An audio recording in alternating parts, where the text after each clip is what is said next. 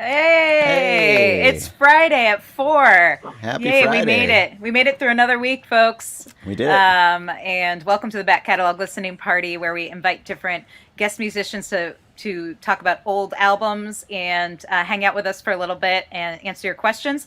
My name is Mother Banjo, I am Anthony Ihrig. and today we're joined by Chris Koza. Hi, Chris. Hello. Hey, Chris. Good to see you. Hello. And it's been a while since we've seen you in person, and now you're actually you live in Minneapolis, but I hear today you're reporting in from Denver, Colorado. That's right. It's sunny, always sunny Always sunny in here. Colorado. Not too Well, maybe cold. we're channeling those vibes because it's been pretty sunny and blue all week. It's been pretty awesome here. So You gotta love it when you're cooped up inside your house to avoid the literal plague. It's good to see blue sky. Hey, look, it's Friday in Dallas. all right. Hey, Alan. Hey, Alan, and I have to Oh, say, hey, Sarah. and Connie from Richfield. Connie. Friday And there, too. Alan, I want to have a special cheers to you down in Dallas because, like you probably, I'm having a gin and tonic today. Oh, hey. Because All right. Alan always has the G&T. So what are you drinking out there, Tony? Just like last week, I'm going with the Founders Breakfast Stout, which is a double chocolate coffee oatmeal stout, and I would have had another beer, but it turns out I can't drink this any other time during the week. It turns out it's like over 8% alcohol, and it's got coffee in it. So 9 o'clock after a long day, it's a little too much. So this will probably be my beer of choice for the next couple weeks. How about you, Chris? This is it's an IPA from Colorado Brewery. Nice. Nice. Wonderful. Pretty good. And Got Alan some says dogs. Hopefully they aren't too loud. it's all all good. part We've had pets, we've had kids, we've had all kinds of things pop up during the back catalog. And it looks like Joe is having JP, vodka and ginger ale. Oh, John Prine, yes. Nice. All Nice. right. Yes. And Chris also joining us. And Anne. Thank you all for tuning in and joining us today. We are so excited about I'm today's so show. glad to be here with all of you. Oh man, it's been a week. I think the week after a holiday is always a little rough, re-entry. Even during a pandemic, I think it wouldn't be much different, but somehow it is. So I am very happy to be here, and I'm really excited to see and talk to Chris today, especially because as I was thinking back, Chris, this album that we're going to talk about came out in 2008, and Yeah. that was probably about the time I think first saw you play. I'm thinking. I was picturing you perform with like Brianna Lane, maybe at the 331, like a long Yeah. time ago. Yeah, I would have been in the definitely in like the 2006 to 2008 era. It's amazing how the years can kind of blur together in those early times. Yeah, for sure. Well, for folks who might not be as familiar with your music, I know a lot of the Minnesota folks are, but for the folks listening further afield, maybe you can give us a little brief bio about you, how you came to music, where you grew up, and what kind of led to making this particular record.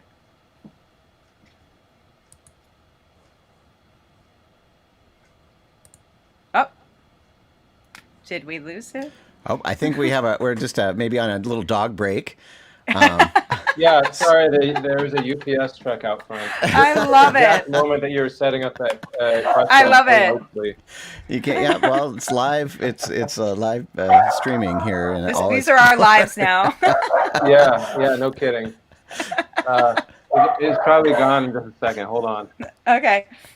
Well, while we're waiting here, I can mention that the last time that I met Chris, it was the first time I met Chris. Actually, was the beginning of this pandemic here, and there was a local promoter named Alan who put together the Land of 10,000 Streams and asked if I wouldn't interview some folks before their shows, and I got to meet Chris all those months ago, and it's kind of cool to kind of circle back and do it this many months later. Things have changed, but all of our camera rigs and setups have gotten a lot better.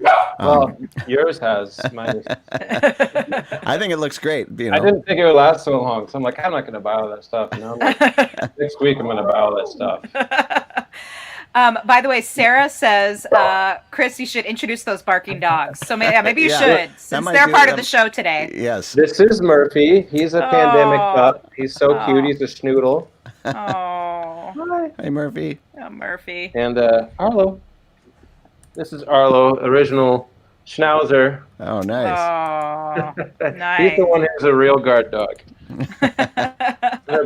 He's a guard dog, and Murphy's more of a sheriff. I don't know. It makes it's a difference to me, but Well, there's a hierarchy amongst rough pets. barking. Well, should we try that again, Ellen? What's going on? Yeah, Sure. yeah. I'll set up my really Thank you. well-worded question all over again, which Yeah, is thanks for your patience for for folks that. who might be less familiar with your music.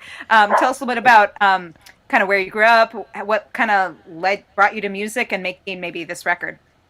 Yeah, so I grew up in Portland, Oregon. Started writing songs, playing music and writing songs from a really early age. And I had a band in high school, and we were making original music. And I went to St. Olaf College and wrote music there, and had a band, great band. Well, a band of great friends, and we thought we were great, but I don't know how good we really were. We were ambitious, and we tried really hard. We rehearsed all the time, and so a lot of those musicians were involved in.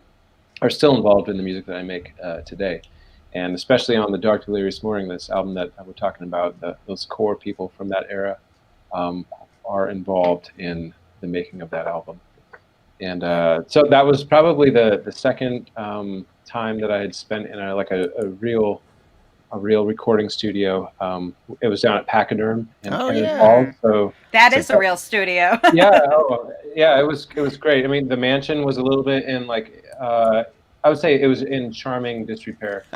And, what year was it? I was down there. I think in that same era. Yeah, we started recording. We had one session the fall of 2007, and then one session in the winter of 2008. Okay, yeah, it was kind of it was in decline around that time before it switched owners.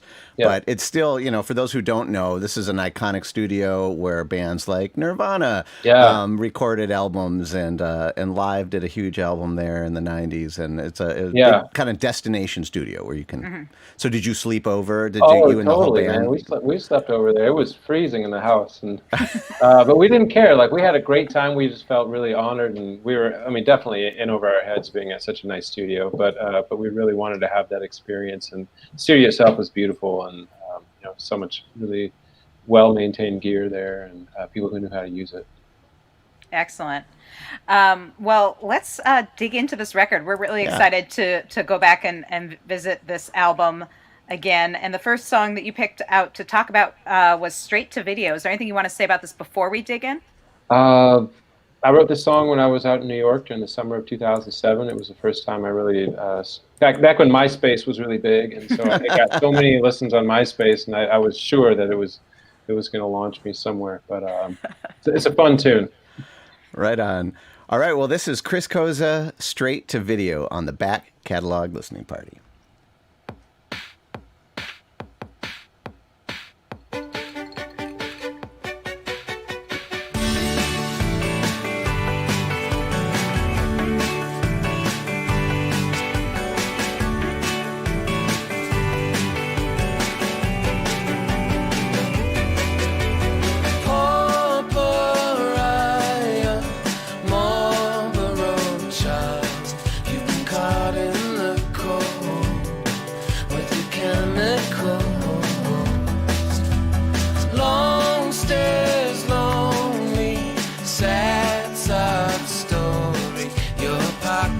All have holes, they lose all your notes.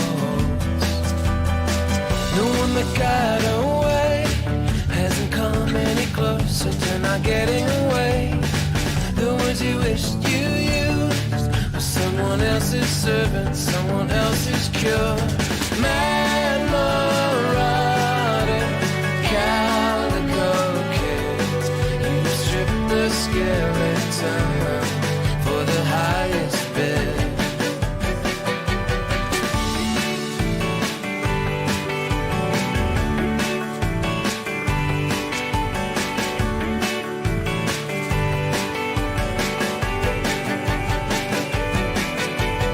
Trains on schedule, porcelain's cleans, and this must be a dream or an extreme improbability.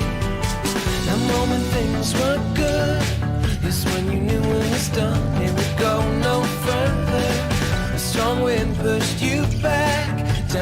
escalator over Sunday shoppers. People seem to believe in illogical outcomes and in practicalities. The words you wished you used, they are not your asylum, they were not for you.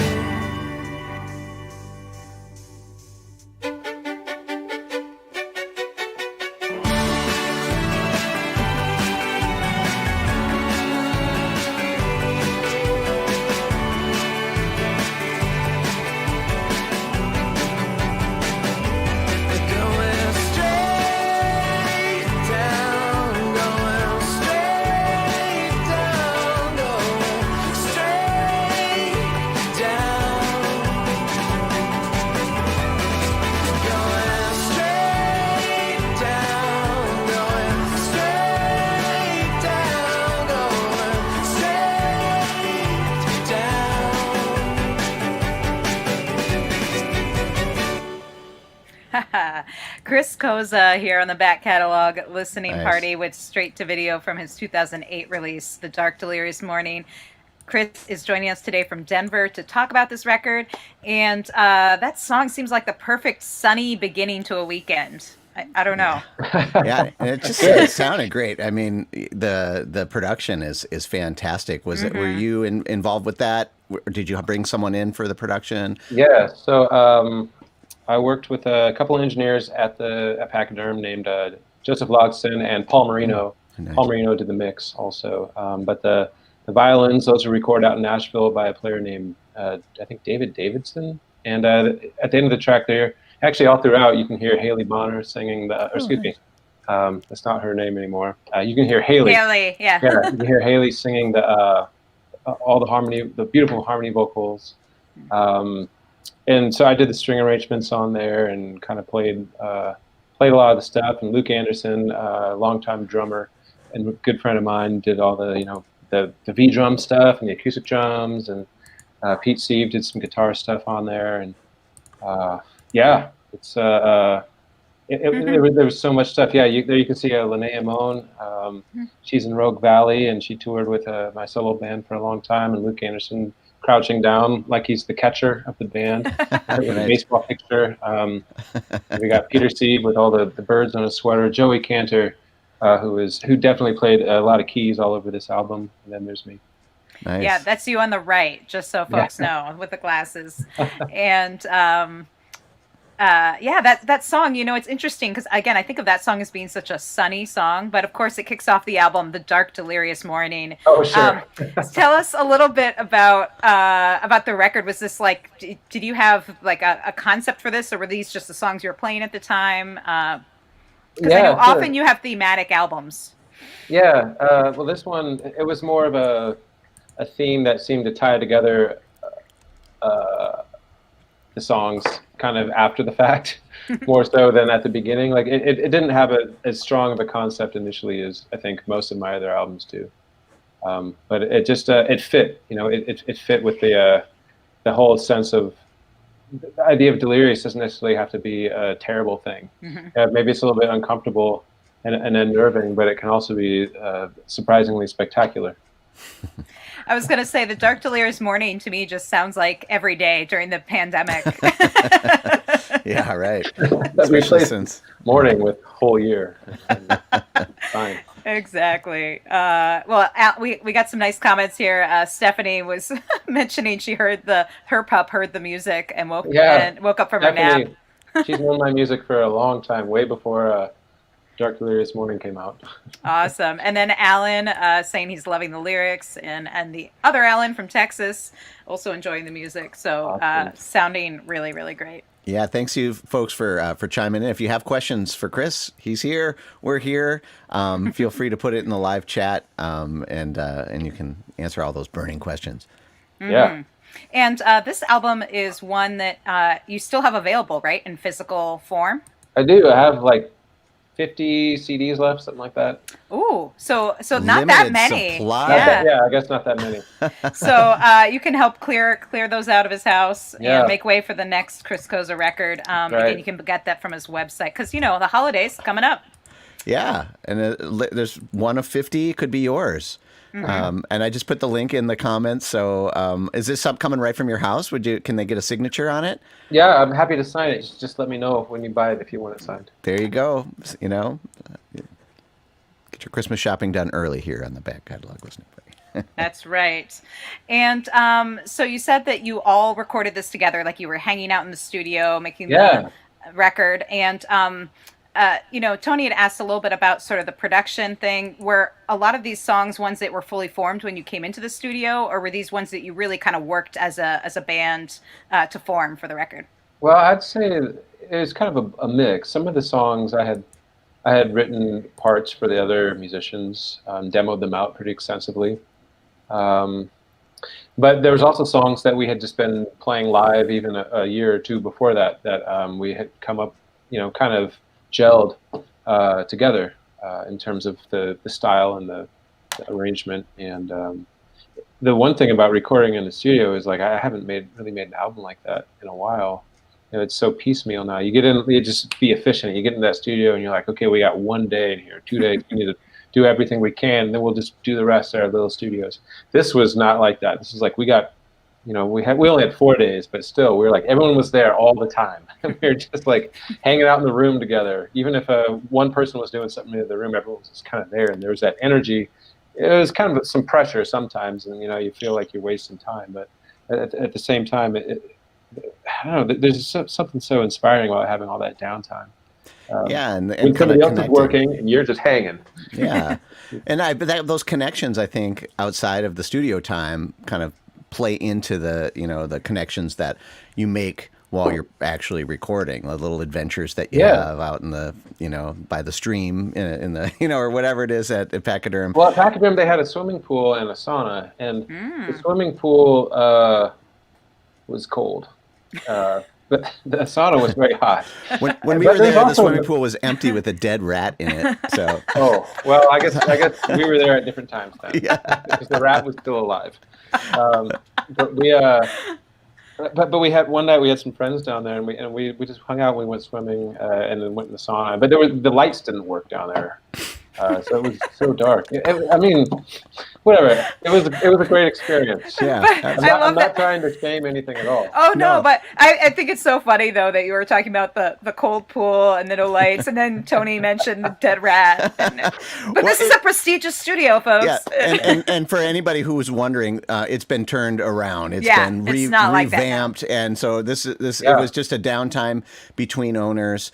And it is one of the best sounding rooms, as you can clearly hear on Chris's album. So yeah, but I wanted to speak to that idea of, it's almost like when you're on tour and you're with the same group of people in a small space in a van or whatever. There's a different energy comes across, and that kind of gets to another question I had about this. As someone who's kind of building the album under your name, did you have like a pretty steady band, like the guys and gals that were participating on this record? Were they regulars on stage with you as well? Yeah, definitely drums and guitar, which is Pete Sieve and Luke Anderson. And around this time, the bass player that I had played with for a long time, Justin Blair, he was kind of getting into some other stuff. So we were in a bit of a transition there. So he only played on a couple songs on the album. And then we had some other musicians. Johannes Tona played bass on a song. Chris Morrissey played bass on a song. I played bass on some songs. We had a bunch of other people play, and had some upright on a couple songs. And then Linnea, she came on. I don't think she recorded anything on this album, but we started playing with her right around this time. And if she did, I am really sorry that I don't remember what you recorded. But there was a lot of people, like Haley was in there on it. My friend Joanna James recorded on some songs. Matt Darling played some trombone on some songs. A really amazing cellist who lives out in New York, Ward Williams, played on this album. It was kind of like all hands on deck. Very cool.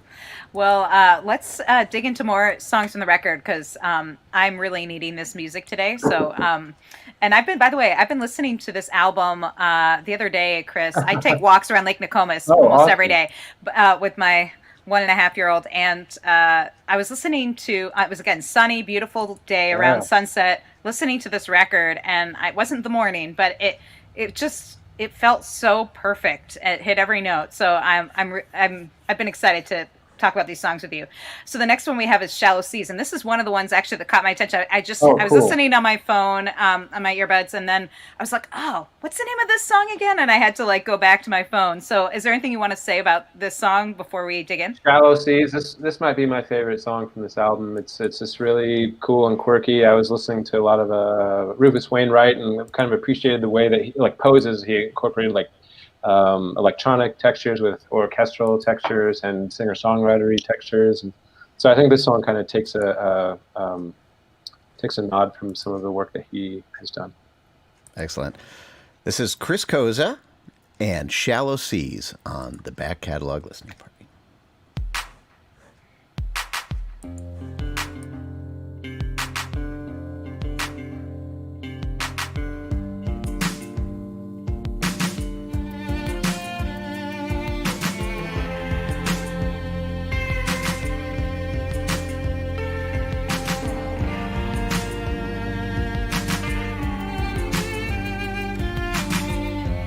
Schools of people linger on the edge. Move as one, entered in the shallow seas.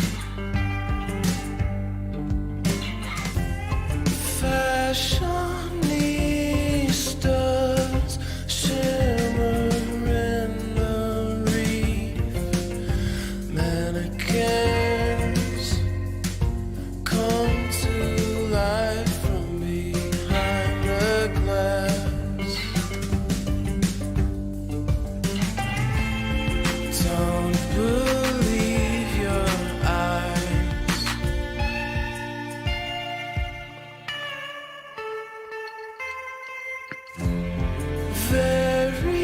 Variation caught in the debris. You have filled bottles with the whispering.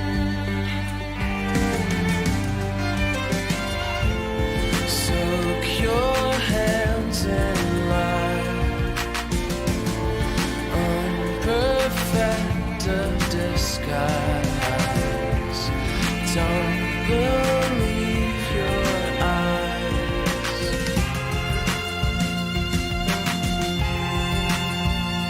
Your eyes.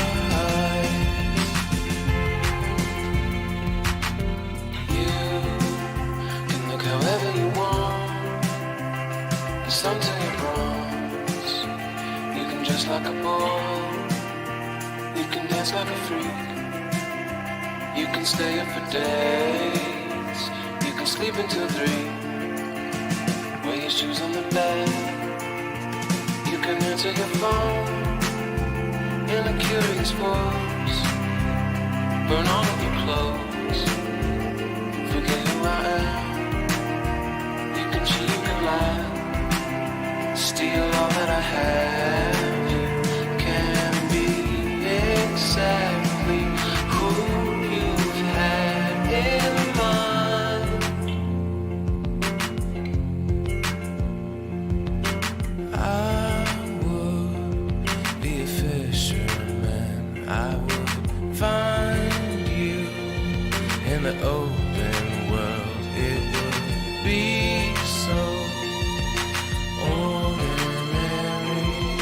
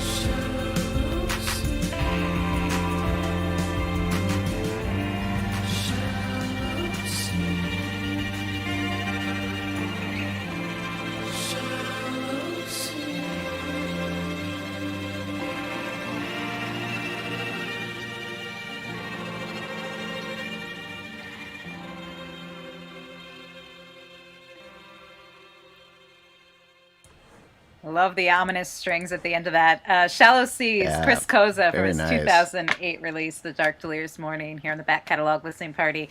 And Chris, it seems that water factors into a lot of your songwriting. Maybe it's because you grew up in Portland and now you're mainly based in Minnesota, where there's also a lot of water. Um, it's you know, are you influenced a lot by your surroundings, by your environment? Oh, you're muted.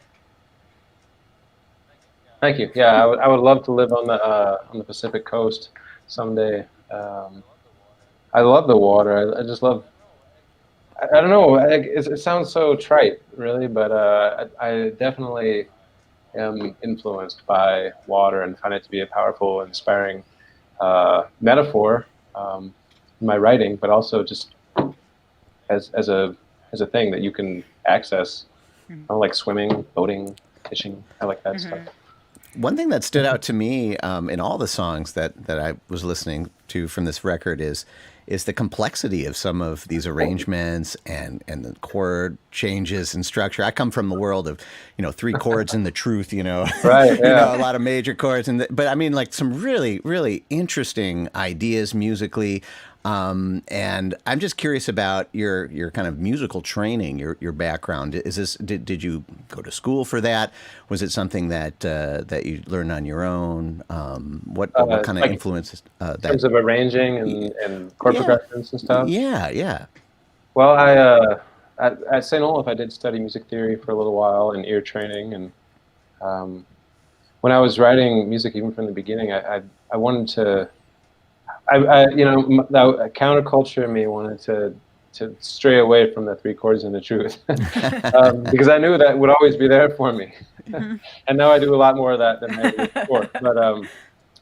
But I love like musicals, Yeah. and the way that music can just sort of float along and not necessarily have to repeat itself in exactly the same way.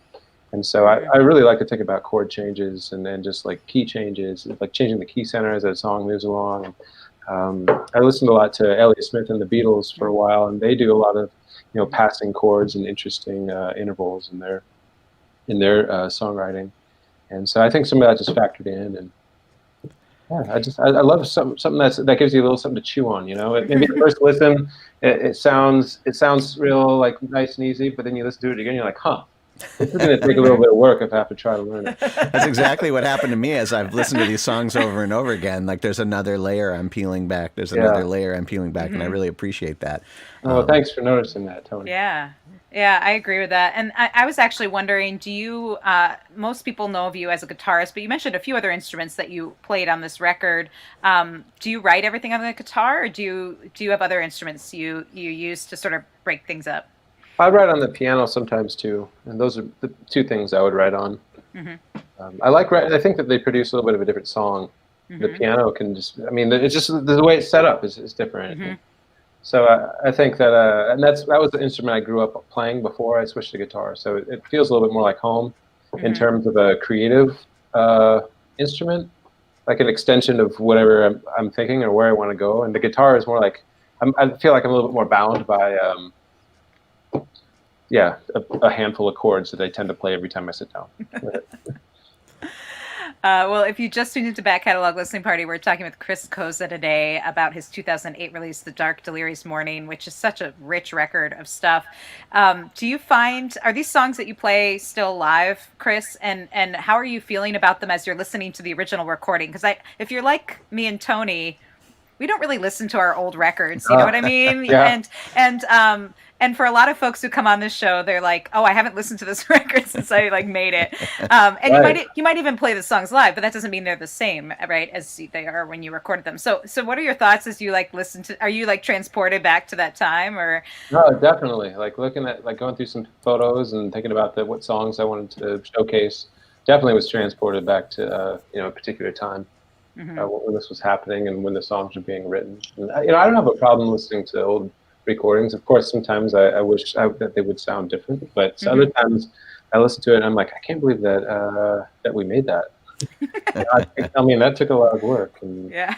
I can't believe that it sounds like pretty damn good. Like, I mean, you just the past is a surprising place to like peek in on every once in a while. I Yeah. very much agree. Me too. And Joe says an incredible blend and balance of many subtle layers, and I Thanks, would Joe. agree with that definitely as I was exploring this record. And actually, one of the songs on this record. I had forgotten. I'd actually put on our wedding mix. So my husband, who's also a musician, we're very particular about the music, like for every part of the ceremony, the party, the pre-party, like the cocktail, everything was like, Oh, we that's so negotiated perfect mixes. And actually, I believe You Can Carry Me that song was on maybe, I think, the pre-service music. So there's only like 6 songs or something that were on that. So anyway, just so you know, cool. I forgotten it was from this record, and then I was listening. I was like, oh, I know this song. You know what's so cool about that song is earlier this summer I played a socially distant wedding, and I performed that song. Oh, nice. So it was very yeah, Resonates with people still like it Wonderful. at their weddings. Yeah. And Alan from Landom 10,000 Streams, who we were talking about earlier, he said, Alan. he asked, do you typically write the lyrics before you write the music, or do you come up with the melodies first and write the lyrics after? Oh, well, usually, well, nowadays I know enough to try and come up with as much of both at the same time as I can, because especially around this era, this album, the melodies were first and foremost before the lyrics, and it was a real hard time for me to come up with lyrics that I could squish into the melodies I had written, because the way that the arrangements were, they were so tight that I needed the melody to do a very specific thing, along with what the guitar is doing, what the bass is doing, what the rhythm is doing, how the textures are working. So now I try to do them both as much as I can, and then I go back and rewrite the lyrics until I feel good about them. But at this point in time, for this album, I was sitting with some of these songs for over a year before I could really commit to the lyrics. This next song that we're going to do is an example of that. Well, let's dig into this next song then. Yeah. Is there anything you want to say specifically about it, or do you just want to? Yeah, Belmont Stakes, right? This is a song about a horse race a little bit. So I came up with a lot of the music when I was in New York for the summer of 2007. For the spring, summer, and fall a little bit. I was living out there, and there was the aqueduct is a place you had to get to if you took the train and you wanted to bet on some horses, which I didn't do that, but I just thought about the whole culture around horse racing. It's so bizarre, and I don't know. I thought I'd write a song about it, and why not throw it into the Dark Delirious Morning? Because that's how that album worked conceptually. Nice. All right. Well, let's take a listen to Belmont Stakes, Chris Koza, back catalog listening party.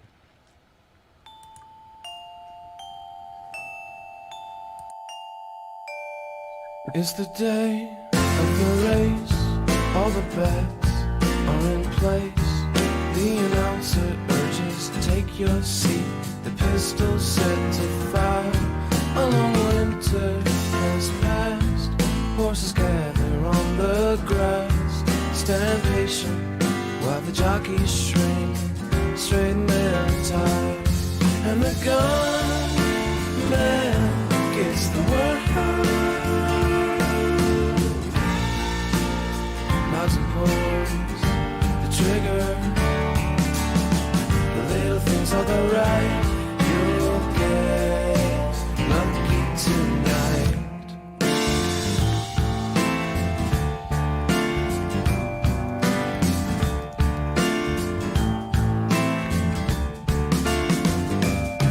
And the crowd on their feet knows the smell of defeat.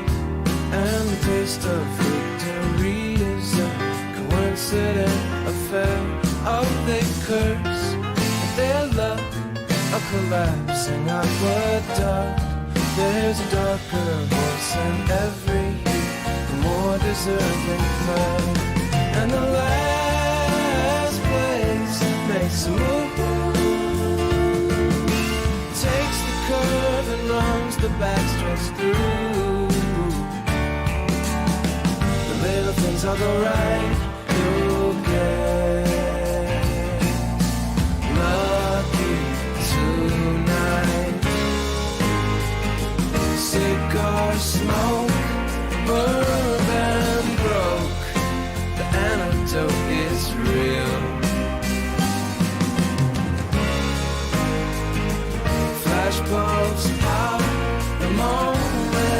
stops, everyone is still then furious. A sure thing doesn't get.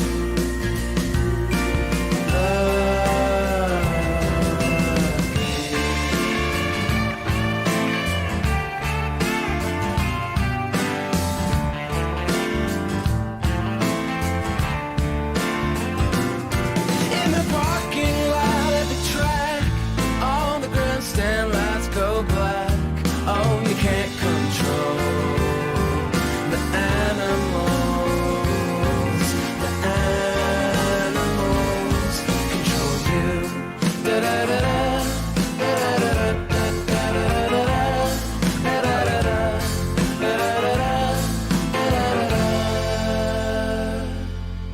The show tune's ending on that. I know. I was just thinking that, Yeah. you were talking about how you love musicals, and I was really thinking that I could hear this like on Broadway. It maybe with bigger, brassier vocals, but I still feel like the music.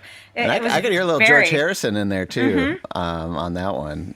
Who was playing electric guitar, and was that pedal steel that I heard in there too? No pedal steel on that one. It's this Joey Cantor on piano. Guitar is Peter Sieve is doing almost all the electric, and then I come in on a couple of accent moments. Very cool guitar work. And again, that's Chris Koza from his 2008 release, Dark Delirious Morning, that we're talking about today on Back Catalog Listening Party. And yeah, I think the piano and the drums really are kind of moving that song, that kind of swing Oh yeah, to it, swagger. Yeah, Luke always complains about the straight swung feel of singer-songwriters. I can't really commit to one or the other. They're not a band and they're not a big band. They're just Did you guys record these tunes to a click track, or were you in the big room just kind of playing together? How'd that work? We did a click track. Okay. Everything. Well, it's really tight. Yeah. Super tight. Like everything is right where it should be. Well, I'm sure it's all natural. Well, I know that Pachyderm, at least when I was there, had a pretty nice reel-to-reel Studer tape. Is this one that went to tape or to digital or both? We just did. We just went to a disc. Oh, okay. Well, it sounds great. It sounds very earthy and analog. And for those of you who might not be listening in the same headphone stereo situation that we are, again, I highly recommend getting a copy of this record, getting it in physical format, because the sound is amazing. So yeah, there's 50 copies left, and Only you can 50. get Chris to sign one. Or to your friend or family member for Christmas. Yeah. Yep. We're scrolling the website on the screen right now, and we have it in our comments. It's chriskoza.com/store, and you can pick up your copy. Yeah, this really would be a great gift for the music lover in your life. That's right. And Alan says, I was all ready for more softer David Byrne, and then you hit us with a Beatles vibe. Well played, sir.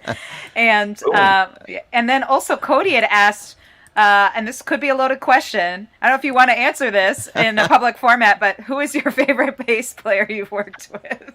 Well, I always, my memory is so short, so whichever one I'm talking to most recently. Very of course, wise. Cody McKinney. Yeah. Hey, Cody, I know you're hanging out watching with Finn. Thank you guys for hanging out there and watching.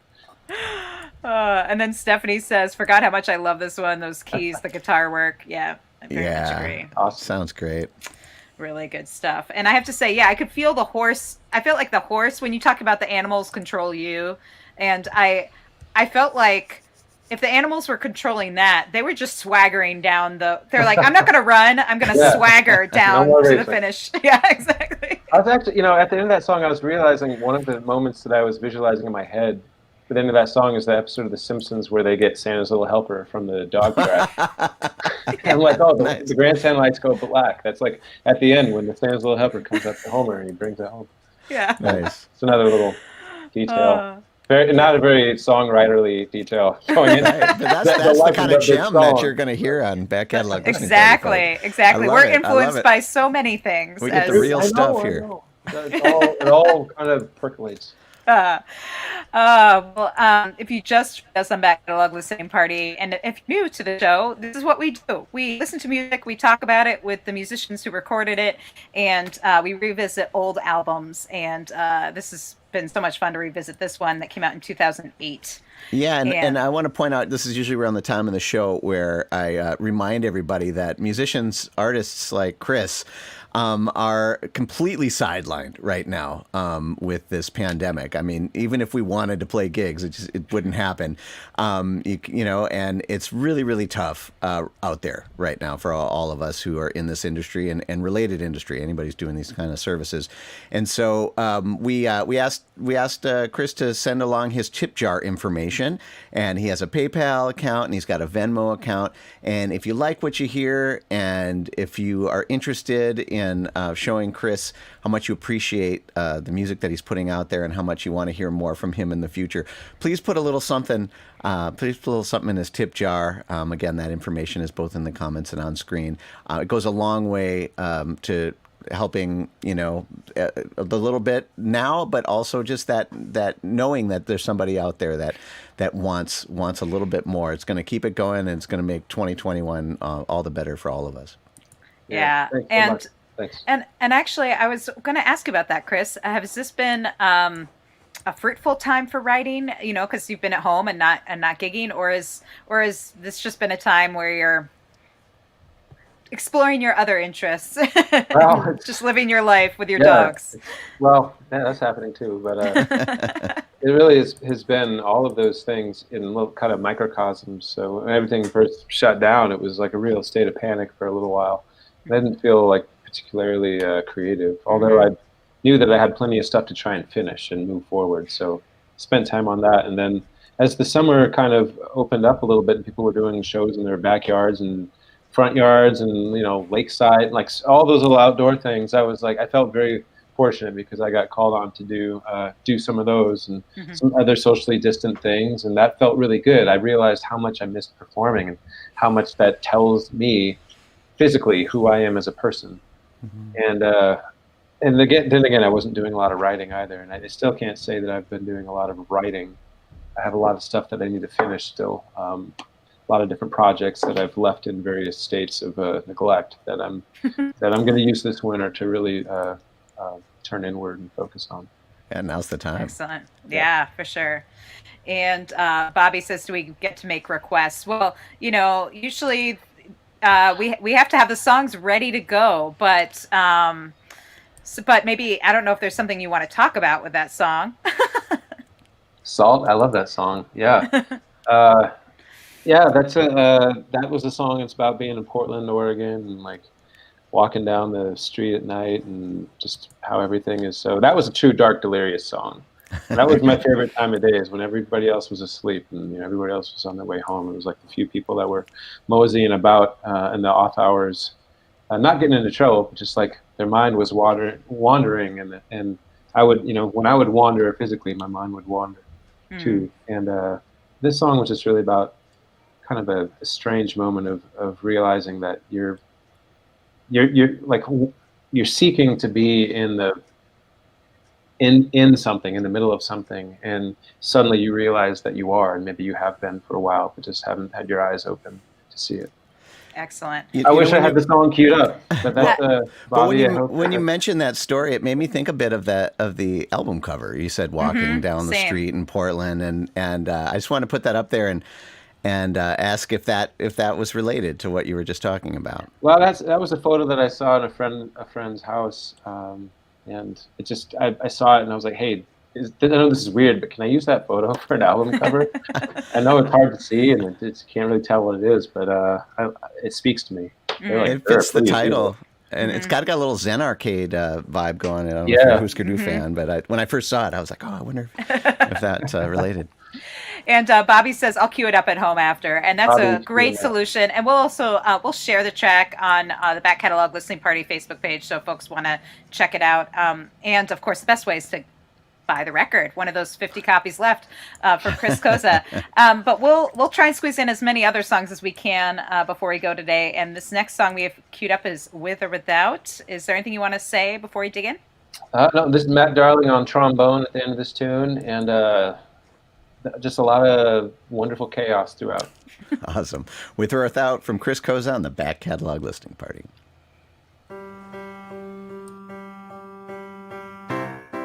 Sometimes you may rely on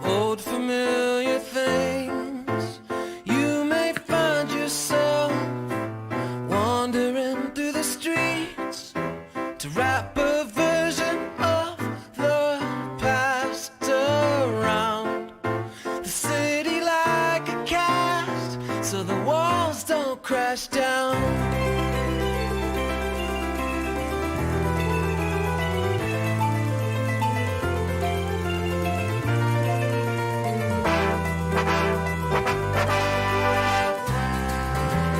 All the boys and girls still filling up the bars, drinking till they close and stumble out in the dark, anticipating the next move way soon. Sleep is for the dead, the night is for you.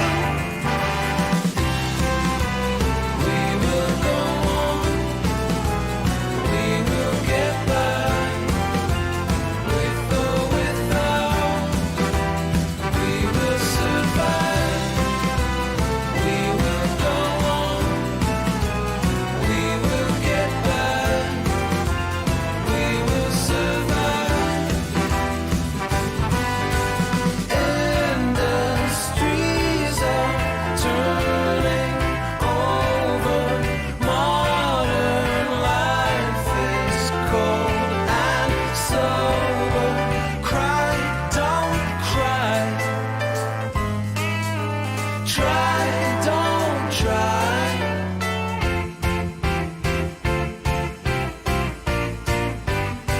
Sometimes you may rely on institutions or paint the town with careless resolutions. You already have all the solutions.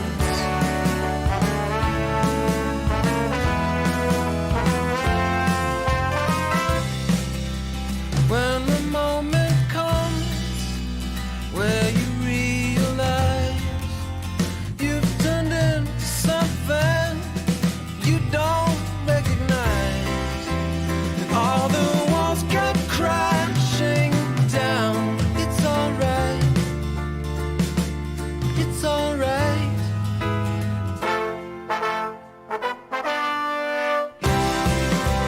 We will go on, we will get by, with or without, we will survive.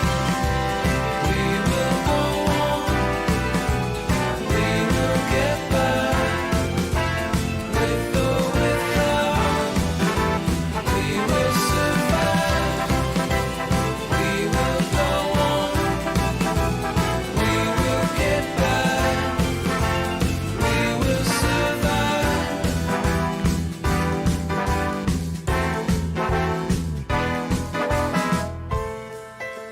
Cry, don't cry. Try, don't try.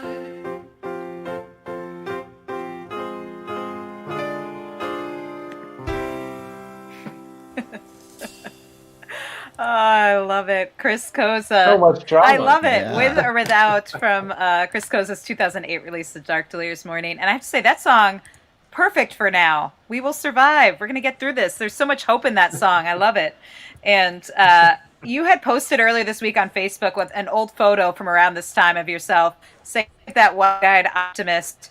Do you feel like this is a record you could have made now? I wouldn't know how to write all this stuff now. No, I don't know. You know, it's so interesting because when I listen back to old work, I'm like, I don't know if I could make that now because it's like the direction that I was in at the time. And the stuff I made now is like I couldn't have made that then. You know, it's just an interesting truth about all that. But yeah, I think that my optimism was a little bit more free flowing back then. It was a very contemplative picture here. It's a photo from Darren Back. Oh yeah, Nice. great photographer. And I want to say thanks also. There's some people popping up here. Justin Blair from Iowa, a longtime bass player. When Cody's not around, Justin's the best bass player. No, I'm kidding. They're both amazing humans and amazing musicians. And Denise Gelker, she played violin on a lot of our shows, and she's always such a wonderful energy.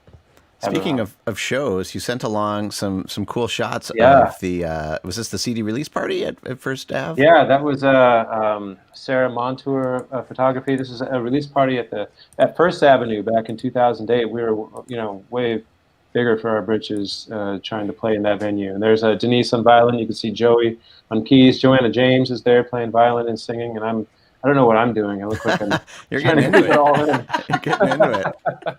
There's Pete Steve playing guitar. So great. Yeah. And Sarah That's rock says and roll right Koza there. is the one person I know that has had more hairstyles than me as an adult. So we won't show them all right here. And also, Cody had said that 4 minor chord is so rad. He was, again, a musician noticing some of those cool little things happening. There's a lot going on in that song, as you said. I know. But all I know is it brought me joy, which is ultimately the main thing people need to know. It doesn't matter whether you know all the weird chords and odd musical things happening in the background. The point is that the music is speaking to folks right now. And yeah, I'm feeling it right now. Oh my gosh. Speaking of old Speaking of pictures, feeling it. we wanted to ask about this one. Well, I was in New York City doing a lot of the writing for this album, and I don't know.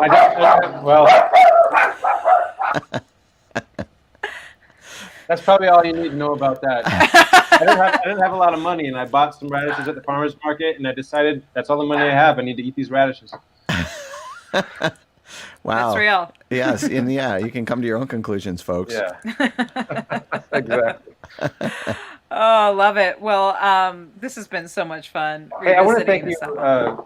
thank you, Ellen, and thank you, Tony, for taking the time to highlight the works of a musician. Whenever you do this back catalog listening party, as a regular series, it's so fun as a musician to insanely indulgent to get to go back and listen to stuff and have you celebrate it. And thank you. I owe you both big time. Well, we you. sure Oh, appreciate your thank you. time, and honestly, this is great art. And great art, shouldn't be forgotten. And in this kind of Spotify playlist world where the only thing that gets highlighted is the latest thing, I mean, that their algorithms only highlight that stuff. And that's partly where this show came from, is a reaction to that. Listen, there's some great stuff, that we need people to hear it again and listen to it in a new way. And keep it we're alive. so appreciative of what you do. Yeah, for a lot of these albums, some of which are in my collection, some of which aren't. This one is in my collection somewhere on my CDs behind me. But what's great is that, when was the last time you really just dug through some of those old CDs that you have and pulled them out and just listened? Because I think right now, this is the one thing we have music and we can listen to it. And people like you, Chris, have put their soul, their money, their time and energy into making these beautiful recordings, and they deserve to be celebrated. So this music is what keeps us going during the pandemic, right, Tony? Absolutely. And it's so great to listen again. I think that's a skill we all need to remember how to do, whether it's to music or other things in our lives. But for music, for me especially, I used to listen to a lot of music, and then I stopped for a good chunk of time, and in the last 37 weeks I have listened to a whole bunch of music, and it's changed my life for the better. And people like you, Chris, we really appreciate you taking the time to do this with us. Thank so you. Thank you. Yeah, thanks a lot. And Alan Hastings says, "Wait, it's not over, is it?" And the other, and says one more. And I think we definitely have time for one more. Cool. And Awesome. So the last song we have queued up is "Over the Clouds, Under the Weather." Is there anything you want to say, or you just want to? Yeah, well, I want to say, thanks again, everyone, for tuning in and listening, whether the whole time or just a little bit. Thanks, Paul, from Blue Earth. Hopefully we'll get down there and we'll be able to do our in-person residency in the future. And hey to all the St. Olaf Umyaya Olis out there. Last thing about this song is I really wanted to write a Tom Waitsy kind of piano ballad about this cool old diner in Portland, Oregon called the 24-Hour Hot Cake House. We'd go there all the time in high school, just sit there and order nothing, and probably piss them off because it was a small place. But, radishes. You brought your own radishes. Yeah, like BYOR. You know what that means now. That is, yeah. I remember sitting, and we were the bane of those establishments, right? High school kids coming in, Total bane. getting one endless pot of coffee, and pot of coffee, and you're wearing like your grandpa's zoot suit, and it's like, what are you doing? But I love this song. I think this is a good one. So awesome. Well, it's a great way to close out this hour. This is Chris Koza, Over the Clouds and Under the Weather on the Back Catalog Listening Party.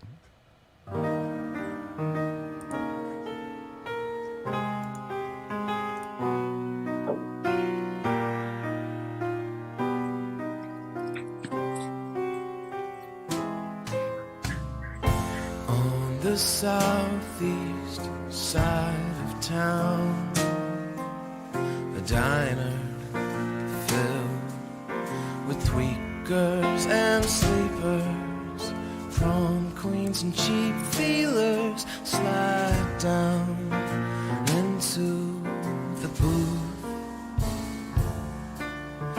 Dominoes laid out in half-hearted plays.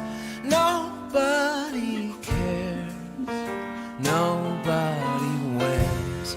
And while the jukebox changes tunes, that moment's breach when small conversation becomes revelation, when words become musical overtures, thoughts composed from negative space. No one surprised, no one refrains. The door is always open. The service is reliably unconcerned.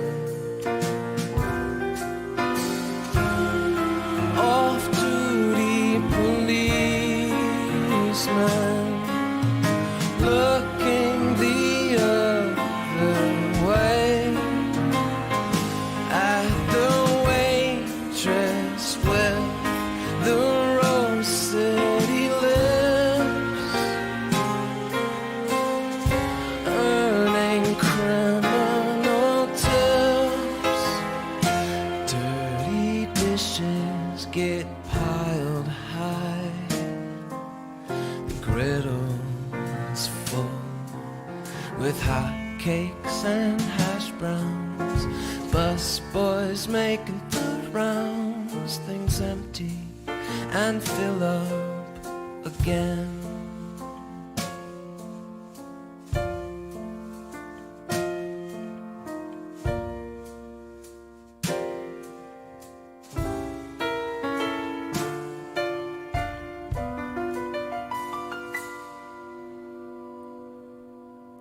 The door is always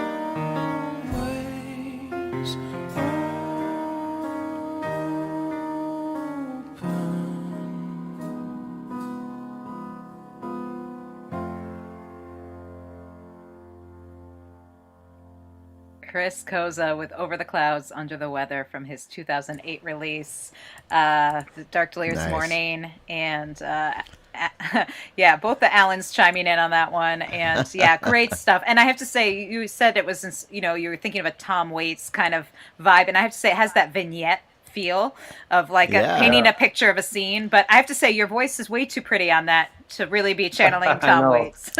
Right, but I got work to do. I could definitely see the the theatrical. Oh, for sure. I could feel the play, like that was a scene that painted a picture in my mind. It made me a little hungry.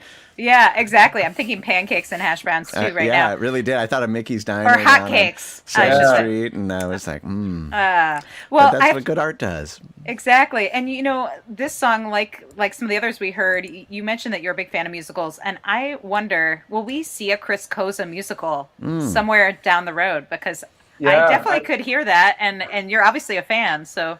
yeah. That's one of the things on my list. I have the first act of a musical, the music written for it. And I got to Awesome. get the second act done. I've kind of kicked it around for too long. I have no more excuses. Well, Yeah, this not seems now. like a good time to do it, man. This is the time. That'd be great. Yeah. I'd love to see something like Awesome. that. Well, when you come on and get a big Broadway hit, when things open up again, and then in a few years after that, you can come back to back catalog and talk about it. You got it. Anytime. Well, thank you so much to everyone for joining us today. And of course, big thanks to Chris for dialing in from the mountain time zone in Denver.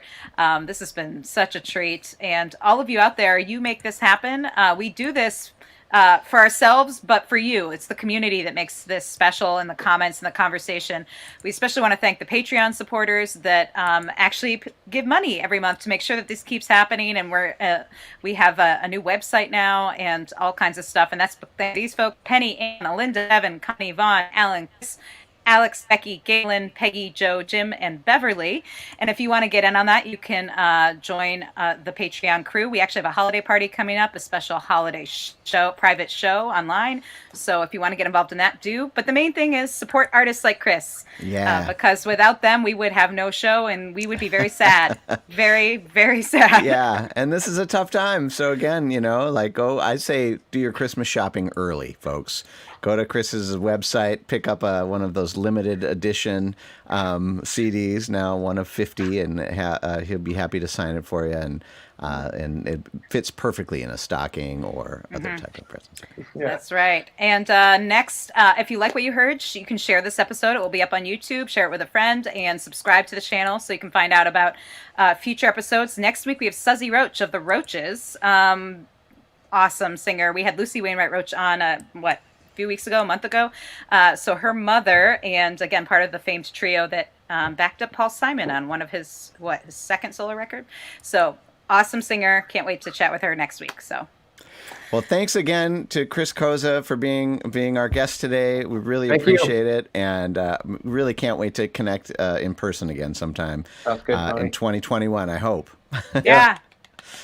All right. Thanks, Until Alan. then, cheers. Thank you. We'll see you next week on the Back Have a great Catalog weekend. Listening Party.